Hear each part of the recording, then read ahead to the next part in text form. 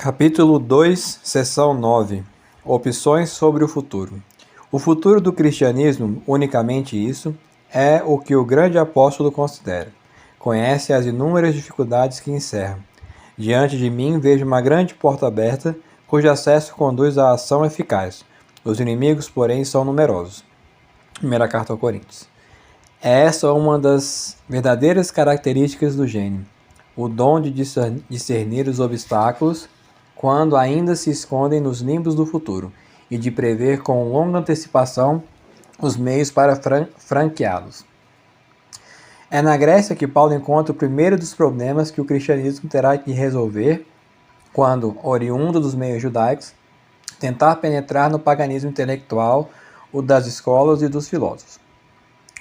O adversário agora já não é o legalismo formal que aprisiona a alma dentro de uma armadura em que o espírito estiola. É o humanismo pagão, a sabedoria do mundo, que pretende alcançar o divino unicamente pelos esforços da inteligência, ou incluí-lo num naturalismo em que a sua transcendência se dissolve. Já vimos como, segundo os termos inesquecíveis da primeira epístola aos Coríntios, São Paulo rompe de um só golpe com as próprias perspectivas em que todo o paganismo se colocava. E vimos também como, ao proclamar a loucura da cruz, dá ao cristianismo um novo método de pensar.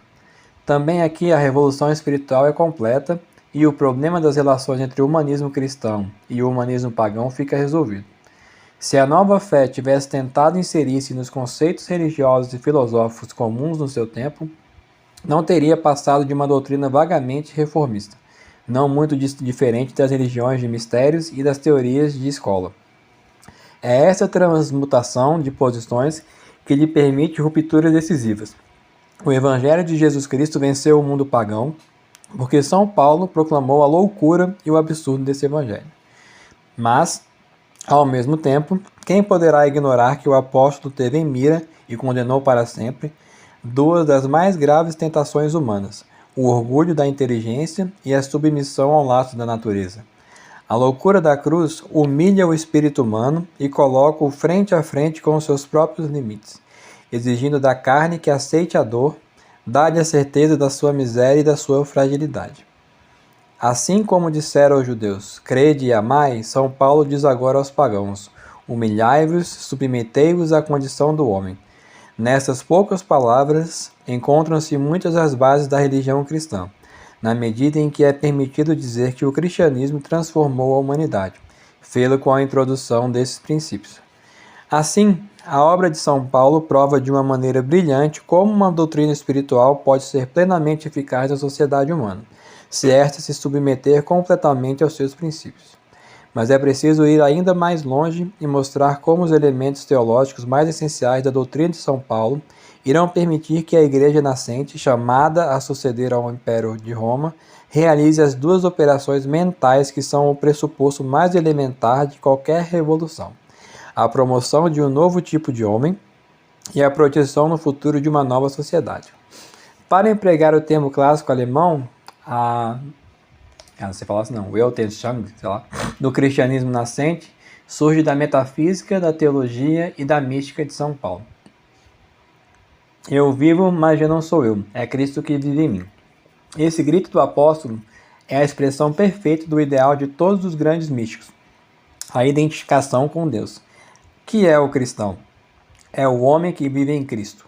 Por conseguinte, já não é nem grego nem judeu. Desta maneira, por intermédio de São Paulo, esta nova raça, esse tertium genus, como se dirá mais tarde, que há de substituir os pagãos e os adeptos da antiga lei, adquirirá plena consciência de si, nela estará contido o novo tipo do homem. E assim fica definida de uma vez para sempre a nova sociedade, aquela que sucederá à comunidade judaica, bem como a cidade antiga, ao Império Universalista de Roma, a sociedade de todos que vivem segundo o Espírito, por Cristo e em Cristo, é a Igreja, corpo de Cristo, humanidade resgatada e santificada. É verdade, mas como coisa secundária, que poderemos encontrar na imensa obra de São Paulo muitos outros elementos que hão de levar o cristianismo a progredir na compreensão das verdades reveladas por Jesus, especialmente no que se refere aos dogmas, como por exemplo da Trindade ou dos sacramentos, incluindo a Eucaristia. Mas o essencial reside no propósito de superação, na síntese criadora que acabamos de ver. Os primeiros cristãos sabiam de tudo isso no mais profundo das suas almas sinceras. Queriam viver com Jesus e tinham a certeza instintiva de serem um bom grão das sementeiras futuras. Mas esses sentimentos nunca haviam cristalizado num corpo coerente de pensamento, e essa foi a tarefa de São Paulo.